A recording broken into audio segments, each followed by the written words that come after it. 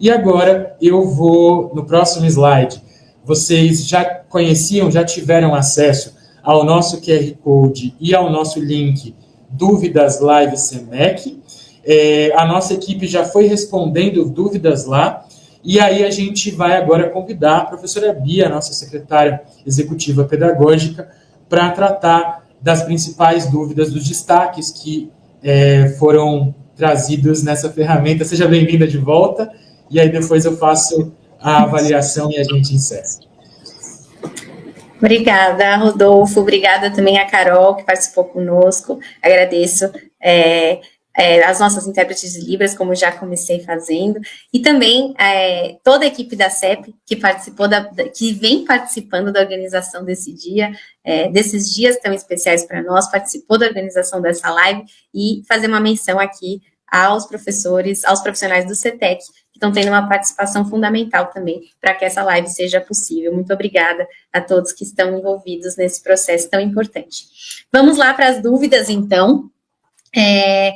A professora Eudiane, da Sala de Recursos Multifuncionais da Escola Palmira Gabriel, trouxe uma dúvida fundamental, que é se os estudantes da educação especial farão avaliação adaptada. A resposta é sim. Os profissionais do CRI vão orientar devidamente professores de sala de recursos, acompanhantes e estagiários para como deve ser feito esse processo de adaptação, atendendo a cada especificidade. Nós sabemos que os nossos estudantes, que são público-alvo da educação especial, têm as suas especificidades e cada um vai precisar de uma adaptação específica. Então, a equipe do CRI, uma equipe multiprofissional do CRI, está cuidando dessas adaptações, e esses profissionais serão os nossos pontos focais aí na escola, para que vocês recebam todas as orientações cabíveis a respeito dessas adaptações. Então, sim, eles farão a avaliação também.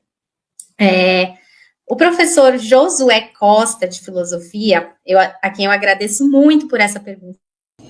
Oi, pessoal, a conexão da professora Bia teve uma instabilidade, a intérprete me ouve? Maravilha. Então, vamos seguir daqui.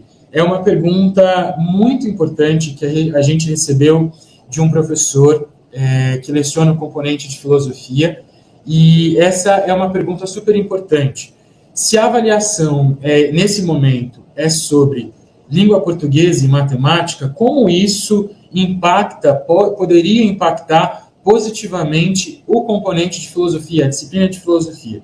Professor, a gente entende que a avaliação de língua portuguesa e matemática, ela movimenta conhecimentos e habilidades essenciais, transversais, eles garantem a capacidade, a habilidade de decodificação da língua, de desenvolvimento de raciocínio lógico, essas que são habilidades transversais a toda e qualquer disciplina. Então, ainda que neste momento a avaliação diagnóstica não seja sobre conteúdos específicos de filosofia, o que está se avaliando é estruturante para toda e qualquer disciplina. Eu fui informado aqui de que a professora voltou, de que estamos com a Bia novamente. Sim, Rodolfo, mas é exatamente isso. Eu ia responder exatamente a essa pergunta. Só reforçando, então, pessoal, o que o professor Rodolfo está trazendo, né?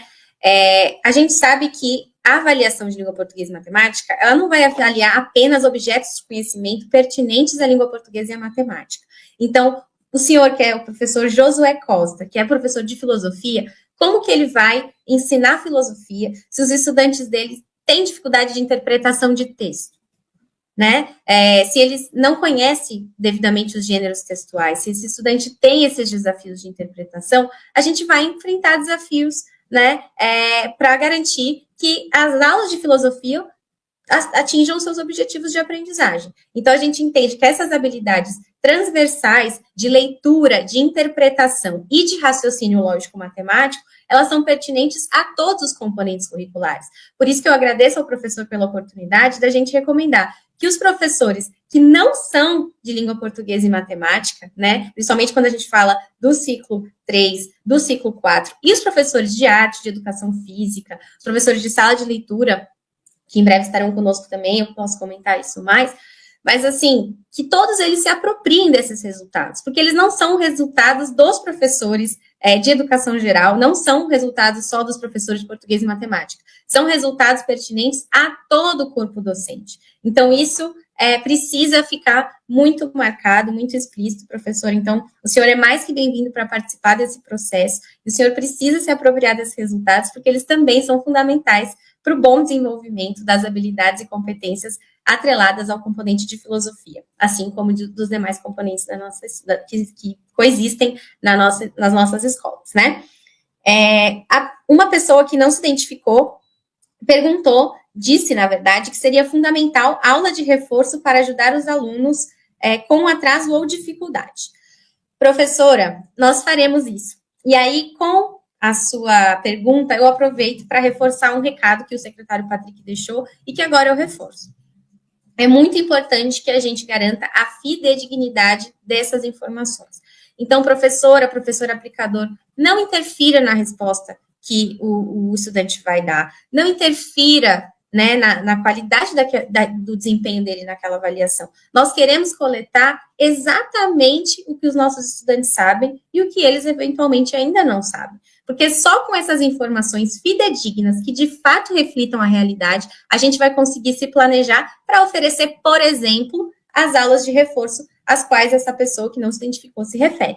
Então, só com essas informações a gente vai poder dizer, bom, aquele estudante ou aquele estudante precisa participar da aula de reforço. Então, vamos oportunizar que ele o faça. Então, por favor, vamos garantir essa fidedignidade. Como o secretário mencionou, essa avaliação não tem a intenção de ranquear estudantes, ranquear escolas, avaliar professores ou professoras, não é essa a nossa intenção. A nossa intenção é ter informações para a gente conseguir organizar a nossa rede, para a gente conseguir trazer os nossos estudantes que estão em defasagem para oportunidades de se desenvolver plenamente, tá bom? Essa é a nossa intenção, e eu tenho certeza que a gente vai ter muito sucesso nesse fluxo de trabalho coletivo, né? Porque esse é um trabalho coletivo de todos nós.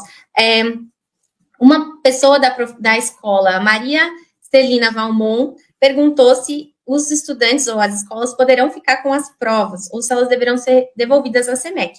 Sim, vocês poderão ficar com as provas, até para os professores poderem estudar, né, esse material posteriormente, enfim. Eu sei que eu estou com alguns desafios de conexão aqui, mas a minha fala tá funcionando. Então, eu peço desculpas aí por eventuais problemas técnicos de conexão que a gente esteja enfrentando, mas o importante é que as mensagens, os recados estejam sendo passados, tá bom? Acho que o Rodolfo agora vai encerrar a nossa live. Antes de passar para o Rodolfo, eu só quero fazer um breve comentário. Uma professora perguntou por que a gente não trabalha, por que a gente não está mencionando sobre avaliação dialógica nessa live.